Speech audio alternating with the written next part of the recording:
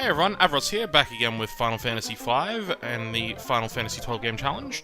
So, we followed the Moogle on the path that he showed us, and we end up in the Moogle village, and you can see the Moogles have all run away scared from the party here, and part of this section here is finding the friendly Moogle again, so that he can help us associate with the rest of the Moogles in the town. So, once you find him, he lets the other Moogles know that you're not a threat, and gives you access to the rest of the town. So, a bunch of chests here, some very cool items including the Dancing Dagger, which I don't actually use in this playthrough, but is actually a very helpful item for other playthroughs you do, and now all the Moogles are okay with you. And there's a Moogle costume here that you can run around in, and pretend to be a Moogle, which gets you access into this house, because that Moogle falls in love with you, and gives you access to an Elven Mantle, so, you know, that's a little weird, shall we say. And you can find another Moogle costume while you're in the Moogle costume, just showing off that little Easter egg there.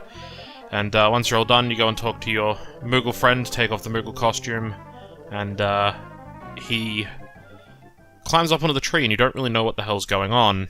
And the Moogle back in Baal Castle, where Krile is waiting, gets told by the Moogle that your party's in Moogle Village, because, as she says, all Moogles can communicate telepathically, so even though the Moogle Village is very far away, we know that we're able to get there on the Windrake, basically. So,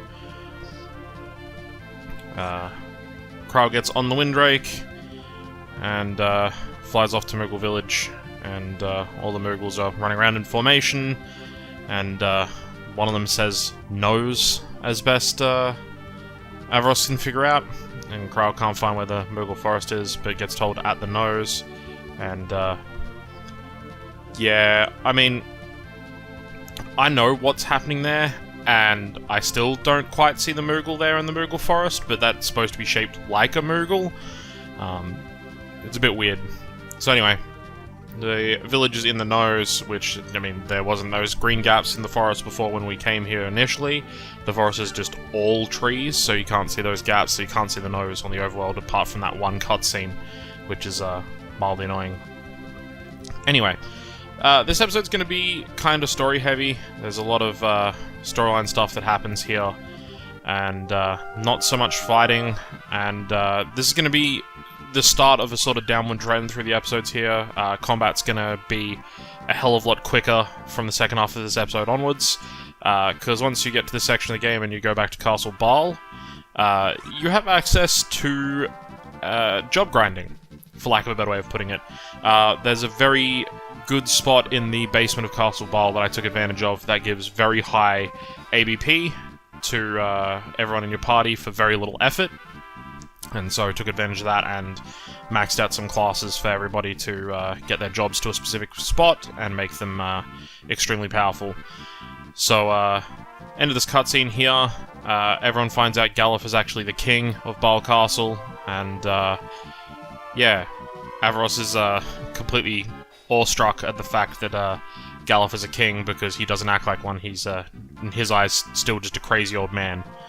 And Avros makes fun of him, saying he better mind his P's and Q's around King Galuf, and Galuf is like, well, you knew me before I was king when I had amnesia, so it's fine. You don't need to call me king. And then he makes a terrible pun and says, in Baal Castle, you have to be careful, because if you make puns, you will be punished.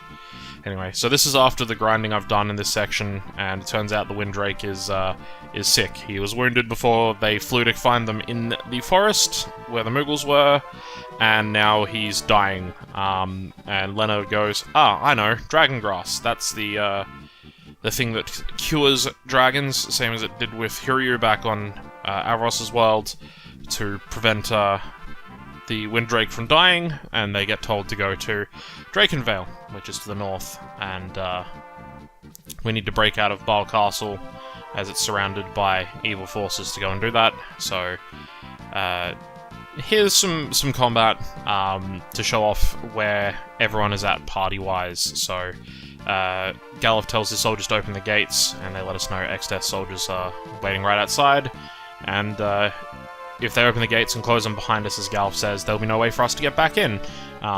In this episode, towards the end, we'll show off how we get around that fact, but basically they open the gates and let everyone out.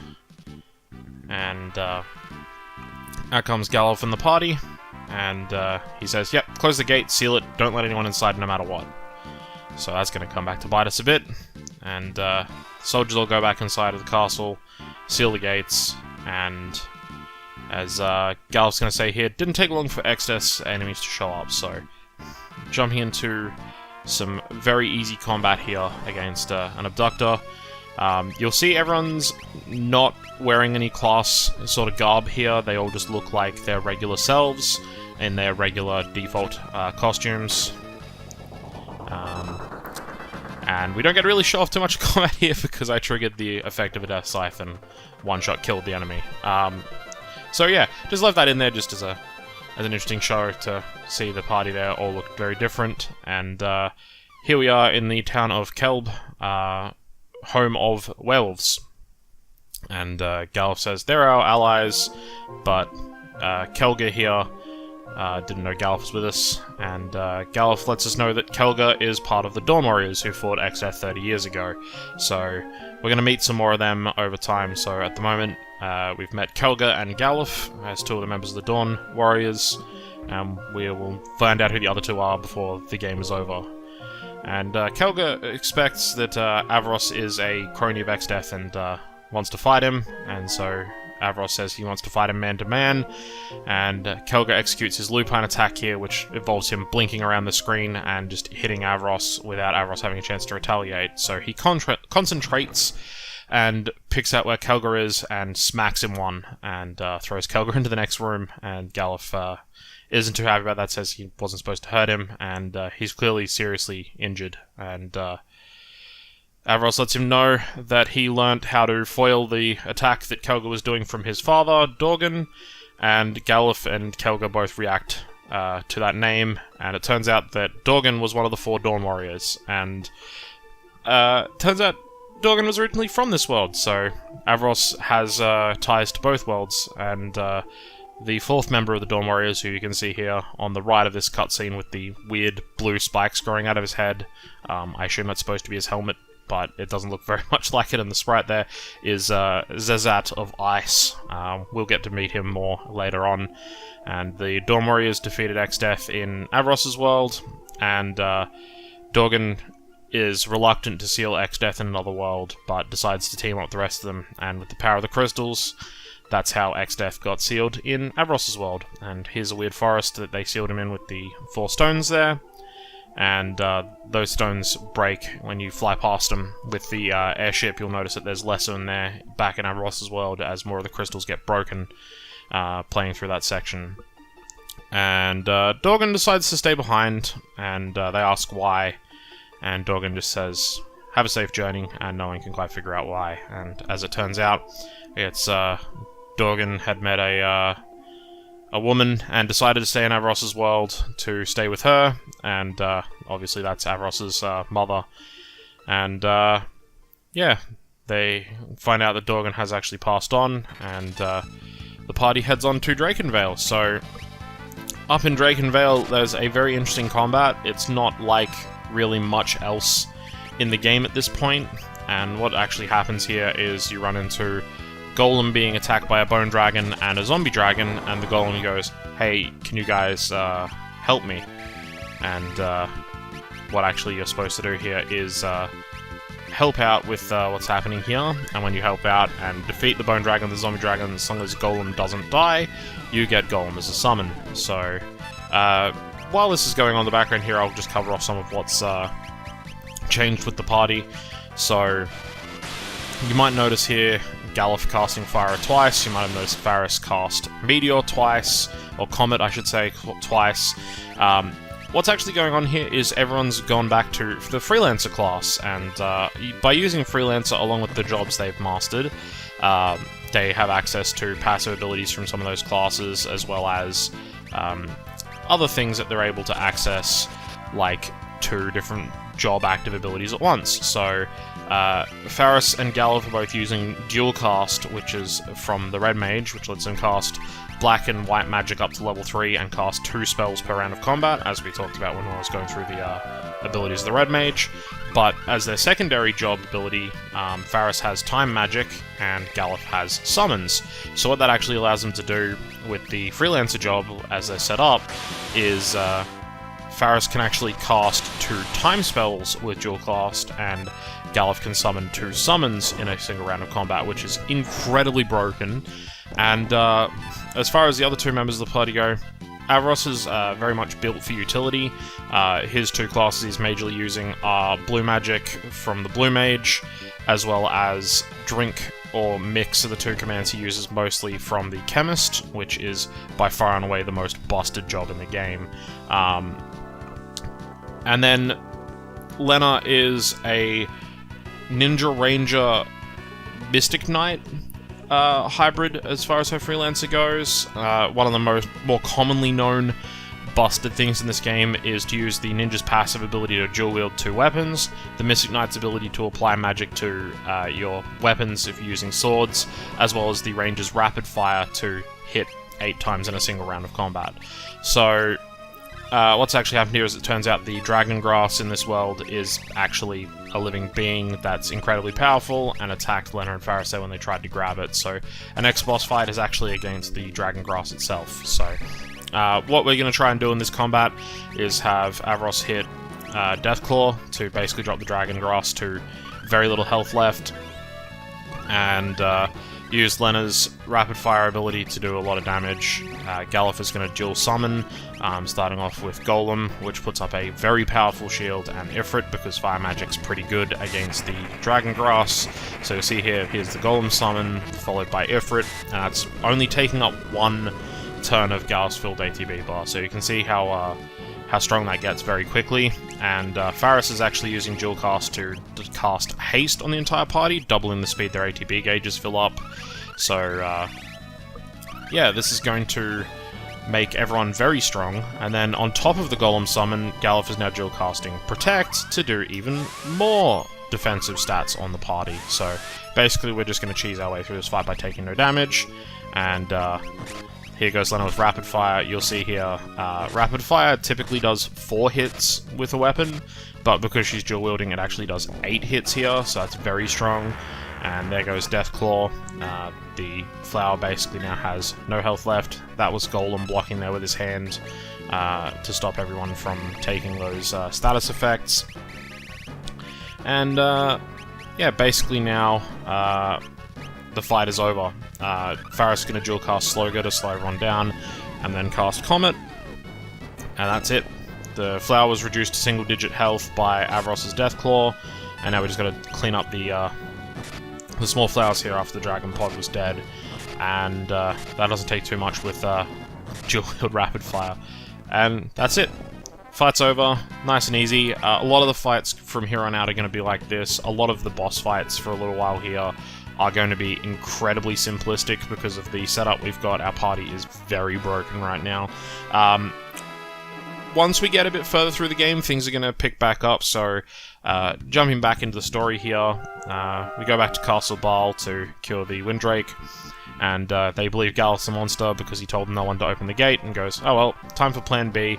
Everyone jump over the side of the castle here into the moat, and you'd think, well, a moat's designed to keep people out, but this one has a serious design flaw in that there's a trigger just up here that when you pull it, it sucks you through the irrigation system inside the castle. So, anyway, inside the castle, Kryl is in serious pain in bed, and Galuf goes to find out what's going on with her, and she's being contacted by Guido, a sage that we need to go and find and see what's happening with Guido. So, he's the one who prophesized that the crystals would break back in the day, and Avros asks if she's being contacted psychopathically, because apparently Avros is an idiot, despite being such a powerful blue mage, so yeah, there we go.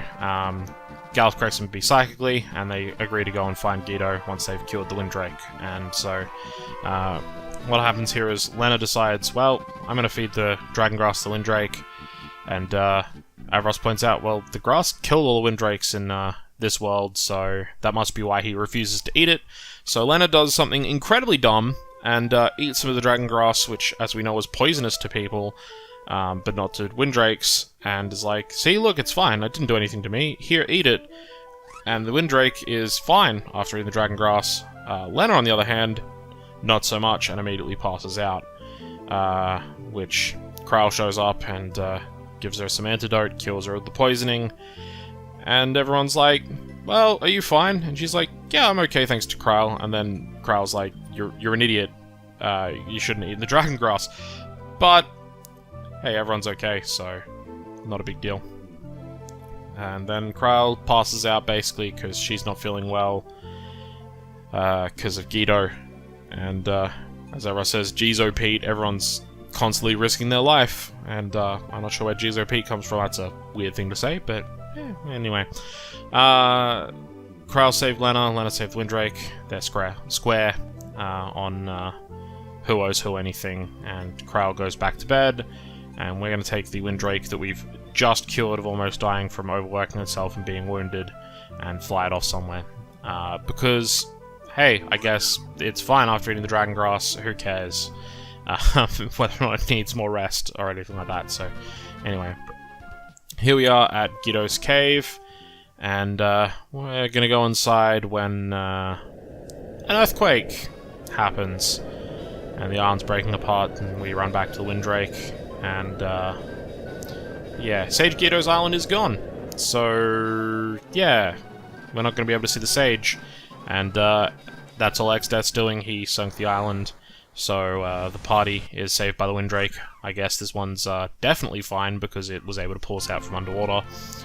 And off we go now to a different castle here, which is Zezat's castle, and find out Zezat's got a fleet out, getting ready to attack X-Death's castle.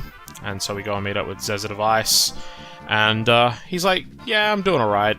And Galuf lets him know that Avros is Dogan's son, and the other ones are the princesses. And Zezat calls himself a swordsman, so Galuf makes fun of him and says, hey, aren't you a king? And Zezat basically gives Galuf stick for the same thing, and says, yep, you guys go downstairs, get some rest. We'll carry on with our assault of X-Death's castle once you guys have had a chance to rest. So you're forced to go down here and use beds to rest, and Battle at the Big Bridge kicks in as soon as you wake up. So you've probably got an idea of what's happening after the last episode with my talking about Battle at the Big Bridge, and here's the enemies showing up, all teleporting in, along with my personal favourite guy from all the Final Fantasy V, Gilgamesh. So Gilgamesh is back for a second appearance, 2 episodes in a row. He's not going to show up as frequently after a while, but for a bit here, Gilgamesh is a big deal in the story of this game. So we fight our way down the ship. Zezat's off fighting a different person on another one of the ships, and yeah, there you go. There's Zezat fighting, and quite the accomplished fighter, except for these abductors that keep flying in and disrupting his plans. And we go out to the end of the ship here to face Gilgamesh. So, blue skies and the rolling sea.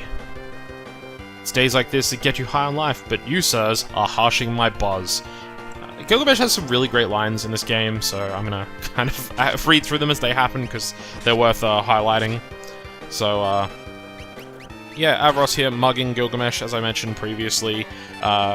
Those Genji items are available. There's one from every fight with Gilgamesh from here on out. So there's the Genji gloves, that's one part of the full Genji set we now have. Still the armor, helm, and Genji shields to go. This fight against Gilgamesh is a bit more interesting. He doesn't kind of pull his punches as much here. He does a lot more damage and is a lot more brutal if you don't deal with him. So we're going to use our new friend Golem, our new favorite summon, along with the Protect spell on some of our party to make sure that people don't die. So Golem's going to put up his earthen wall. Basically this just puts up a shield that absorbs X amount of damage before it disappears off your party members, and Protect on himself there to make sure he doesn't die. So there we go. Gilgamesh pulling out some blue magic there with Missile, dropping Lena's health down a lot, and Avros gonna mug him again there despite there being nothing else to take after taking the Genji gloves.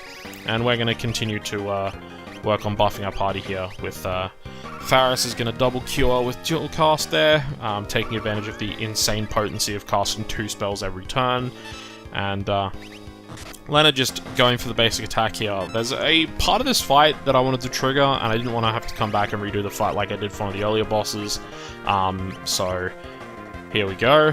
Gilgamesh in this fight calls in his healthy body Enkidu, and he says, lazy as ever, you faithful sidekick. Enkidu says he was having trouble, so let's return the trouble and make it double. A Pokemon reference to Team Rocket there from Gilgamesh and Enkidu. So, continuing on with the fight here, Enkidu does use White Wind there, which is an incredibly powerful blue magic spell that Avros also has access to, which heals them for a lot of HP. It's based on the caster's maximum HP that everyone gets healed for, and Avros gonna show off his own blue magic and hit Enkidu with the Deathclaw there, because Enkidu can be a right pain in the ass with that arrow magic, and along with Rapid Fire here from Lena, Enkidu is gonna go down nice and quickly after that Deathclaw, and we just have to finish up Gilgamesh. So here's the second Gilgamesh fight basically over. There's White Wind from Avros just to heal everyone up to max. As you can see there, it healed everyone for 975, because that's the health he's at currently, which is also conveniently his maximum health. And then a double Titan summon here, Titan being one of the summons we've been using a lot, 1600 damage as you can see there. It's very powerful in this phase of the game, and that's pretty much it. I think this Rapid Fire should be the end of Gilgamesh here. And, no, not quite. Alright, so, yeah, Gilgamesh pretty much completely dead here. There's not much more in this fight. We're just gonna pull out our most powerful attacks to knock down the rest of his HP. Faris double casting Comet there, very strong attack. And, Gilgamesh. Enkidu, faithful sidekick. I trust you can take care of the rest. Turns around, Enkidu's gone. Faithful sidekick? Enkidu? Hey, sidekicks are not to ditch the hero! And then, disappears. Fight over. We get a golden shield for beating Gilgamesh there. And Gilgamesh says, well, if I'm going down, how about I take you with me? How about a swim? And jumps into the ocean, taking Galuf down with him. And Galuf manages to grab on. Hey, Foul, that's playing dirty. I'm not supposed to be the only one in the drink. Don't forget this Yule glow. And we say goodbye to our second appearance from Gilgamesh. And Gal's hands are going numb, and asks for Zazat to save him, and says, hang in there. And Gal's like, man, that pun's so bad, I'm just gonna let go. And the Windrake flies in, and saves both of them, and Zazat says, well, it's now our time to strike. You know, get back on the boat. So, we've driven off the enemies, and we're coming up towards the end of this episode. We're just going to speed through this last little story scene here, and then we're to our next dungeon of the game. So, Galuf goes below decks. We're just going to go into the party menu for no reason there. And goes below decks to find where Zazat's hiding, and he tells us, grab the other side of the box. We lift it, and inside is a weirdly technological area. Turns out it's a submarine, and the fleet above is a complete decoy, so that we can get underneath one of the barrier towers.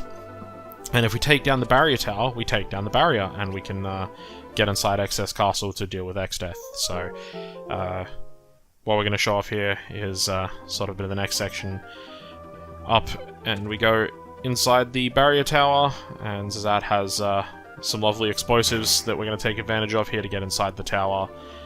And once we get inside, Zazat's going to give us a little handy thing here, and gives us some Whisper Weed, and basically it's like a radio communicator. He's going to use that to talk to us from down in the basement where the generator is, and we're going to climb to the top of the tower to deal with the antenna. And we'll be covering that off in the next episode, so catch you then.